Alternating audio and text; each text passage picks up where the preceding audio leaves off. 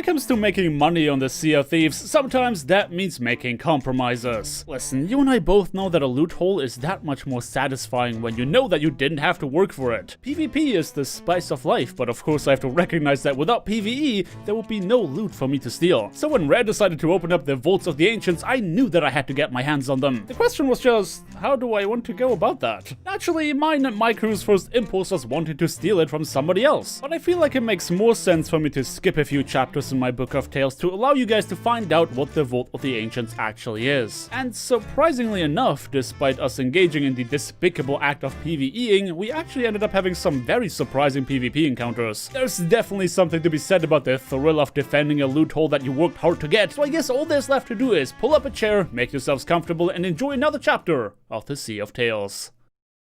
Since the Vault of the Ancients was a Gold Hoarder exclusive voyage, it only made sense to us to begin the day by raising the Gold Hoarder Emissary Flag. Honestly, it's been a while since we bothered selling anything at all without having gone through the effort of raising an emissary to rank 5. And when you already know that the Gold Hoarder is gonna buy anything off this voyage anyway, it really just makes sense. We've been a lucky bunch this morning, waking up to not only the presence of a rowboat, but also a whole bunch of storage crates that we could fill up with resources. It was almost like Rare was trying really hard to get us to become a loot pinata. Oh yeah, really important, don't forget to actually buy the voyage. You supposedly get more cash the higher your reputation is, so considering that Birdie was the most popular between the three of us, we had to have him buy it. But once that was done and wrapped up, it was time to set sail. Now, considering that we were outside our comfort zone in the realm of PvE content anyway, I figured that we might as well change up our roles too. Usually, I'm the one boarding other ships when we're sailing in European waters, with my duty switching to the first mate responsible for keeping us afloat when navigating North America. Today would mark our first voyage with me functioning as our captain. A scary thought indeed. But before we even began worrying about said voyage, Birdie said that he wanted to find out if there was perhaps an Ashen variety of the Vault of the Ancients. And while we were making our way to the Ashen Sea, we spotted a shipwreck that was primed to be looted. But as I set course for the sunken vessel, we found something interesting. I was gonna cannon over. Oh, what? That's the Athena! What? We sink them. Let's go, let's go, let's go. Oh, we win these. Oh, they're grade 1, Cliff. I don't care, we sink them. I don't care, we sink them. They don't have anything. I don't care, we sink them. Okay, I'm just Content. saying. You see, I'm not a big fan of Athena emissaries. You'll find out in future episodes why that is the case, but rest assured knowing that there is a good reason for why I wanted to see that ship at the bottom of the ocean. It didn't matter to me that they were rank 1 and as such likely had no loot for us to take. This was not the first outpost I visited just to sink a ship, and it definitely would not be the last. It was a very cathartic experience to lay into a sloop that decided to raise the Athena Emissary Flag, and as we expected, there was no retaliation whatsoever. Though we were quite certain that, with all this commotion we created, the owner must have heard us knocking on the front door. And wouldn't you know it, he did eventually show up. I just got sniped. Oh, you got sniped? Yeah, I just got shot. I don't know Where? where they are. You sure? Yeah, Yeah, on top of the island. Also, we're on fire. I shot him, He's on top of the island. Look for the glint. Okay. I see. I'm gonna go get him. Now listen, I've engaged enough Athena emissaries to have a good idea for how they tick. These guys are a crafty bunch, and as such, you have to be a few steps ahead of them to beat them. I immediately realized that the guy was taking cover to drop into the ocean so that he could sneak onto our ship while we were searching the island. After all, Athena emissaries are the #1 tucking target, so it wasn't far-fetched to assume that they would know a thing or two about how to approach a tuck themselves. Too bad that I read him like a book and confidently won our fight in the water. Of course, we collected their emissary flag before continuing on our journey, even though we didn't have any plans of bringing it to a Reaper's hideout. Much like our hunting of the fake Reaper emissary on our last episode, this was built on a matter of principle. Anyway, fast forward a bunch, Birdie found out there was no Ashen Vault of the Ancients, so we decided to slap down the voyage that we bought previously. And as such, the real journey could finally begin. So the way that this voyage plays out is that you get a special compass that points you in the direction of different map pieces. Once all the map pieces are collected, you'll find your target location as well as the exact spot where the key to the vault is hidden. The vault itself can be on a number of different islands, and every one of them has a specific key to open them. Ultimately, the name of the key will reveal where you have to go, which means that the most time-consuming part is actually collecting the pieces of the map. As much as we assumed that nobody would bother us as we attempted to reveal our inner PvE warlords, it looked like the smell of blood was on us, attracting some welcome company. Two things, Cliff. Yes? We're heading towards Kraken's Fall, and there's gonna be a Reaper emissary near us. Oh, lit. Oh, there's a Reaper on the server. Pog. What rank? 1. Oh, he's a pleb. Don't worry about him.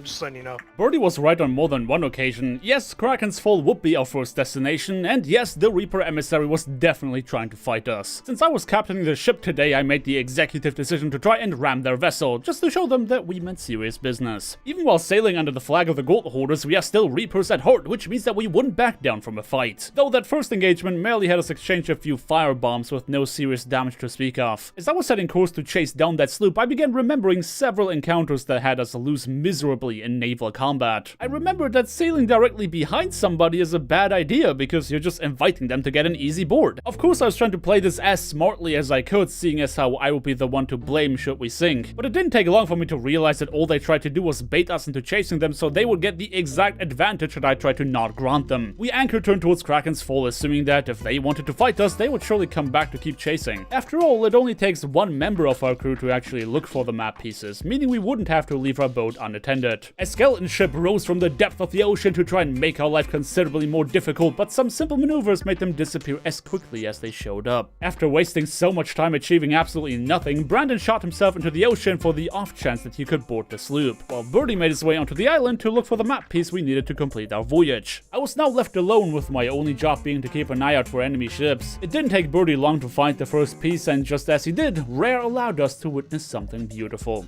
Wait, these guys got Kraken, there's no way you're joking. That's hilarious. Granted, they successfully defeated the Kraken in no time at all, which probably means that they're more competent PvEers than us, but that didn't mean that their skill would be proportional in PvP. By then, I already had a good idea of their style of fighting, meaning that rather than endlessly sailing in circles, we fired Brandon back into Kraken's Fall, where apparently a second piece of the map was hidden. I was trying to turn the tables and get these guys to chase us so that Birdie could easily board them, but the poor sloop was having a hard time keeping up against our swift brigantine sailing into the wind. During this maneuver, we spotted a stationary ship at Crook's Hollow, and considering the distance between us and the Reaper, we figured we'd have enough time for a quick skirmish before they arrived. Brandon had uncovered the next map piece while we were sailing towards that ship, and when he realized that we were about to engage in combat, he excitedly ran towards the nearest mermaid. Now, what followed was much less of a fight, and much more the systematic destruction of a very ill-prepared solo pirate. Listen, when we set sail, we're out to play Sea of Thieves and not Sea of Friends. Though I would lie if I said that I didn't feel the slightest bit guilty about sinking a solo sloop that didn't have more than 2 chests on board. I would be the one to deliver the final blow and proverbial nail in the coffin before Birdie and Brandon took what little loot he had acquired. Now all that was left was returning to the Reaper so that we can give them the same treatment.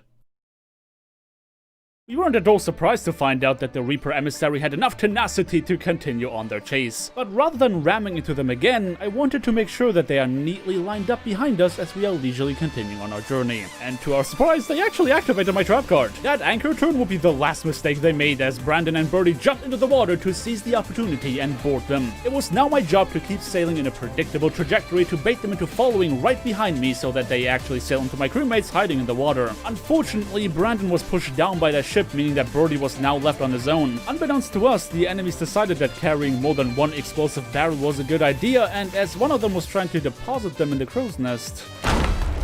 I just shot a keg off that guy!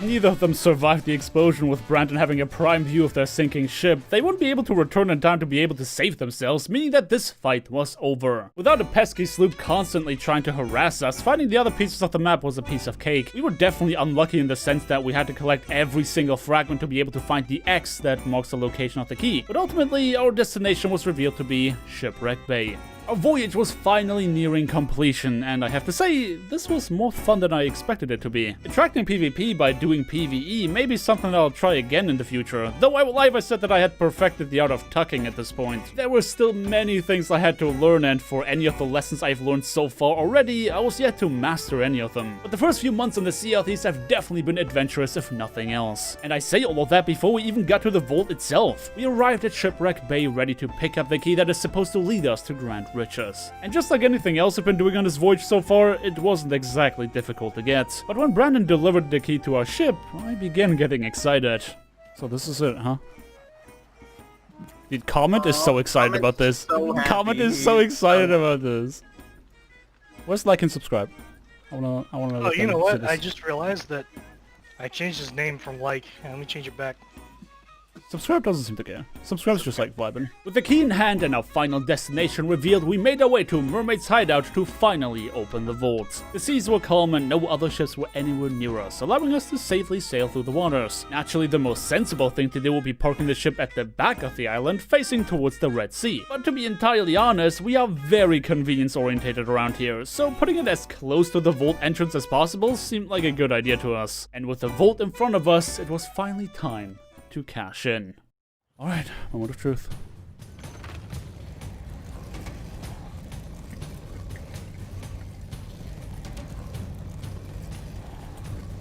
Well, let's go. Start jumping around, Birdie. Yeah, we get the chests out, that's first priority. I'll drop all the stuff down, you bring the other room, okay? And if we have time to spare, we can get the gold. Okay, I found one of your medallions here. The door might be closing. The door's closing slowly. Okay, get all the chests that you can. Do I have to... Hold on. What happens if we get stuck in here? Who's wrong? Bro, I can't get this medallion down. Where is it? It's right here. Wait, where did it go? It's right here. Up top. See it? Yeah, I see it.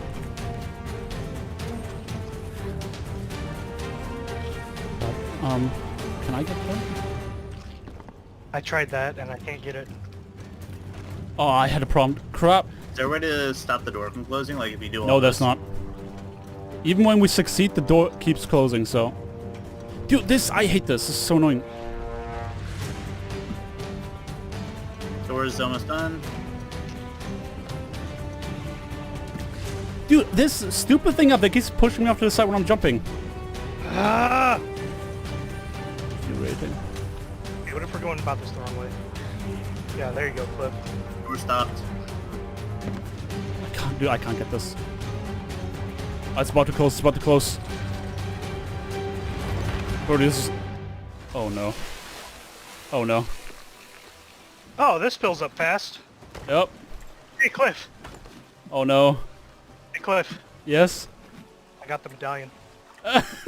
Oh no, dude. There is a reason I stay away from platforming games as a matter of principle. Birdie did not manage to leave the vault in time, meaning he would be facing the watery rage of the gold hoarders that originally wanted us to return the key to them. Which makes it kind of weird that they'll just buy the goods off us anyway. Regardless of that, as we were in the process of loading the goods onto our ship, I spotted a galleon that was anchored at a nearby outpost. So far, all of our PvP encounters have been of very one-sided nature, with us having the man advantage when combating sloops. But it seemed like Rare fully intended to have us fight for the final payout by sending a galleon crew to take us out. We had to hurry up and make our move, but couldn't accept the fact that this whole ordeal left us just shy of the 5th grade on our emissary flag. We remembered sailing past a mermaid gem when we originally got here, meaning we ran off to find it and get our last level. With all 3 of us pounding into the statue, breaking it will be no trouble at all, and at last, we will be rewarded with a max level emissary flag. The only thing standing between us and our glorious payday was that galleon, and we were confident that as long as we got the jump on them, we'd be able to sink that ship with little retaliation. My heart was pumping as we got closer and closer. I tried to make sure we could get some shots in before approaching their broadside, not knowing if any of their crewmates were currently on the vessel, and just as we intended to commence the battle,